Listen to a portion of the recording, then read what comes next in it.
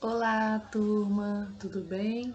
Bom, hoje a gente vai falar um pouquinho sobre o que é que pode gerar essas novas eleições nos Estados Unidos, aqui na América, né?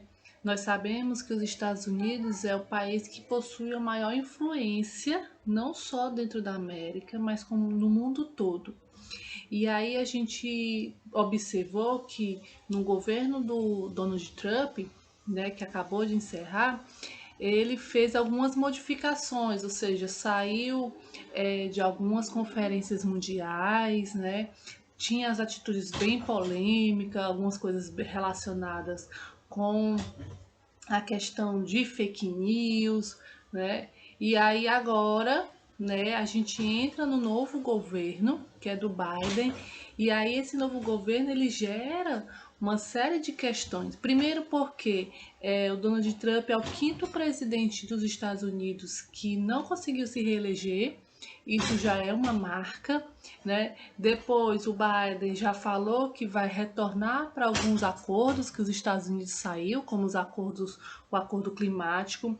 Já falou que vai exigir do governo brasileiro uma maior atenção com relação à Amazônia. Essa fala do Biden gerou dentro do Brasil uma série de fake news falando que o Biden ia tomar a Amazônia e tudo mais, né? Então, são essas questões que a gente tem que pensar. E aí, como é que vai ficar as relações dentro dos Estados Unidos e fora dos Estados Unidos? Lembrando que o Biden ele foi eleito com o maior número de votos da população negra, da população jovem. Isso é um marco também. Ele também mostrou um marco de eleitores que foram votar nele. Lembrando que nos Estados Unidos o voto não é obrigatório e mesmo assim a gente tem uma leva de pessoas que foram votar, principalmente entre os jovens, então modifica uma estrutura, né? E as relações econômicas também vão se modificar.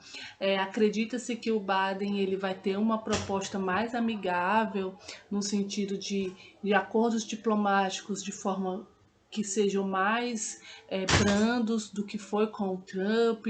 Então, são essa série de questões que a gente vai vendo ao longo dos anos que podem modificar, principalmente voltado para a questão climática, principalmente voltado para as questões raciais. É uma proposta realmente do governo do Biden. E um dia, quando falta energia, já fica ali um caos, né? Uma burocracia muito grande, a gente não gosta, não tem o que fazer e acaba ficando, enfim, no tédio. Pois existe um local aqui no Brasil que ele está há 10 dias sem energia elétrica, o Amapá, né? O Amapá já se encontra há 10 dias sem energia elétrica. E aí a questão é, imagine como essas pessoas estão conseguindo viver sem 10 dias sem energia elétrica, né? Com 10 dias sem energia elétrica, melhor assim falando. O comércio, pessoas que têm comércio e aí precisam gelar ou deixar seus produtos refrigerados, não estão conseguindo. E trabalhar, tudo bem, mas aí o retornar do trabalho sem luz elétrica é complicado. E aí a questão é, por que a gente não vê isso notificado a todos os locais do mundo, né? O que foi que aconteceu no Amapá para que houvesse essa questão de 10 dias sem energia elétrica? O que foi que aconteceu?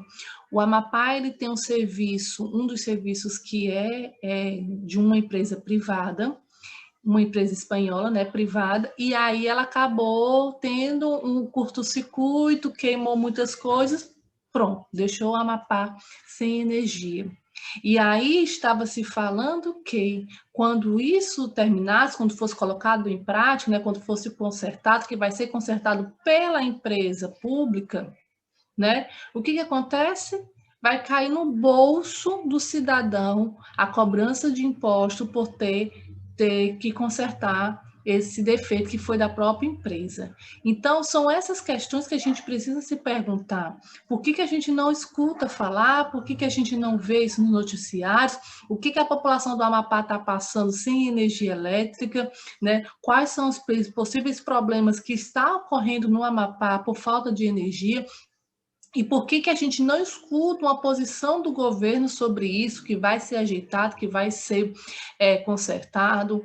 Por exemplo, as eleições lá não estão ocorrendo, não irão ocorrer dia 15 de novembro, justamente por causa disso.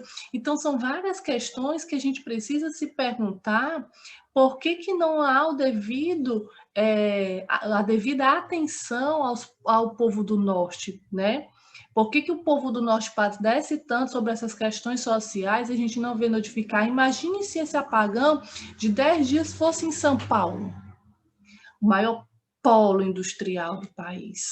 Será que ficaria 10 dias sem energia elétrica? Se fosse no Rio, se fosse aqui em Fortaleza, né, que é uma das grandes metrópoles aí do Brasil, será que a gente teria esses 10 dias sem energia elétrica?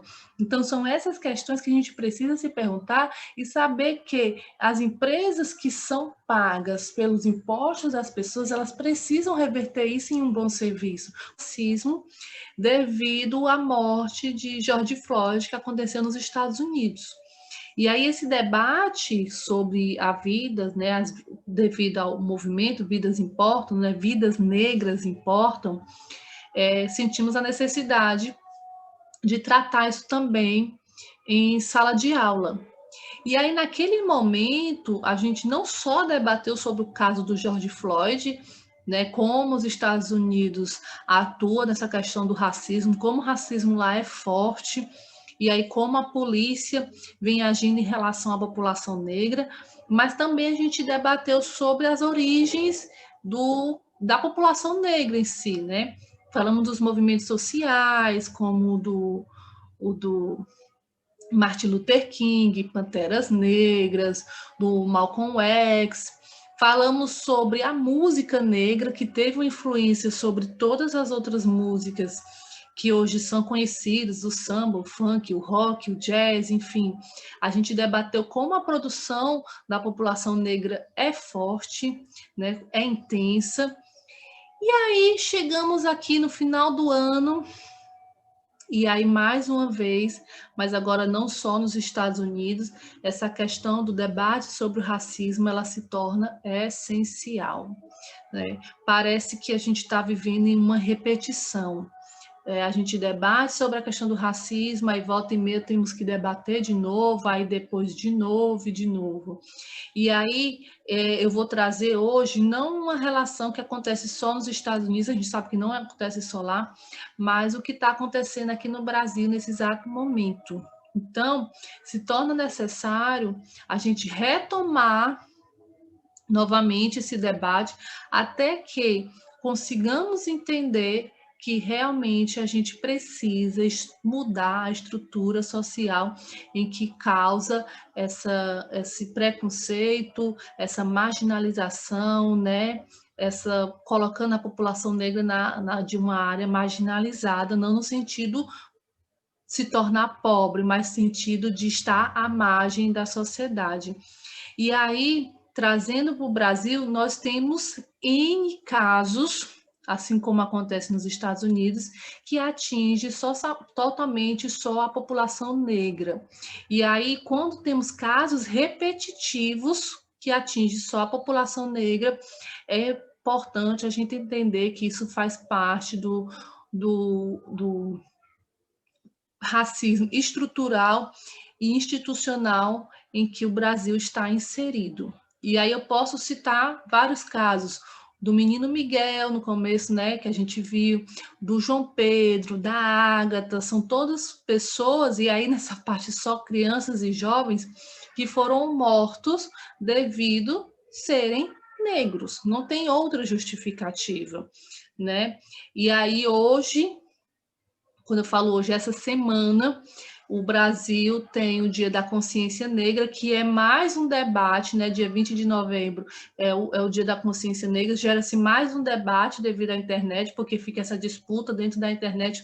Ah, por que tem que ter um Dia da Consciência Negra e não da consciência humana? Né? Por que tem que ter um dia só de consciência negra? E aí o Dia de Consciência Negra, e aí é interessante perceber que é um feriado, mas ele é facultativo, ou seja, ele não é obrigatório, não é um dia para celebrar, infelizmente, é um dia de luta, é um dia para a gente poder refletir, e na verdade não deveria ser só um dia, né? Até porque a gente debateu isso várias vezes, só para a gente poder tentar entender, a gente debateu isso várias vezes no começo do ano, e estamos aqui de novo trazendo à tona a questão do racismo, ou seja, nada mudou ainda. Então, quando as coisas ainda não tiverem mudanças, esse tipo de assunto, esse tipo de preconceito, esse tipo de racismo estrutural e institucional, eles devem ser debatidos todos os dias. Bom, dia 20 de novembro se comemora o Dia da Consciência Negra, e aí esse dia ele está influenciado pela relação do Zumbi.